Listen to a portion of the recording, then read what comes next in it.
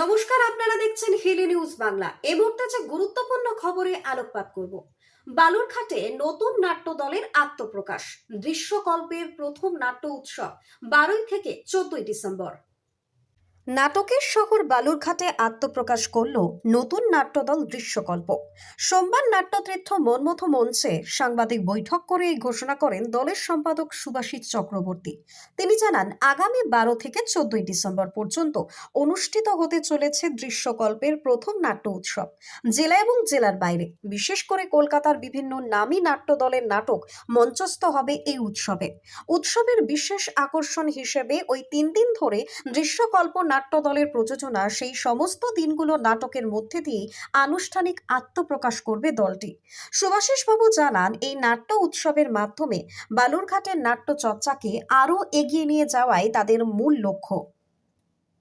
Bureau report, Hili news Bangla.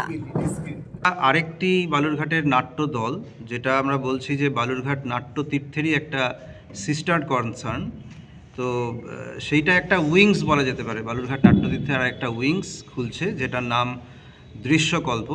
দৃশ্যকল্পের কিছু মোটো আছে। দৃশ্যকল্প নামটার মধ্যেই সেই মোটোটা আছে, যেটা সিনোগ্রাফি নিয়ে ভাবা, অর্থাৎ নাটক শুধুমাত্র অভিনয় মিডিয়াম নয়, তার সাথে ফিজিক্যাল অ্যাক্টিং আছে, তার সাথে নাটকের লাইট, আবহ, তারপরে কোরিওগ্রাফি, গান, সমস্ত কিছু মিলে একটা, সমস্ত আর্ট ফর্মগুলোকে মিলে একটা ফর্ম হচ্ছে নাটক। তো আমরা সেটাই জানি। তো সেই নাম দিয়ে আমরা একটা দল খুলছি, যেটার নাম দৃশ্যকল্প। এই জন্যই আমাদের আজকে প্রেস মিটটার আয়োজনের ইচ্ছা আর কি। আজকে কি প্রথম এই দল তৈরি হলো?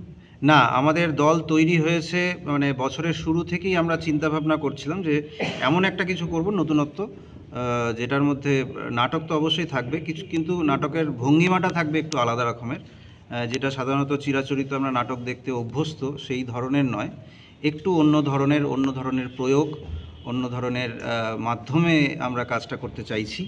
সেইটার জন্য আমরা একটু আগে থেকেই ভাবছিলাম। আমরা জুলাই মাসের 17 তারিখে আমরা আমাদের দলের রেজিস্ট্রেশনটা পাই।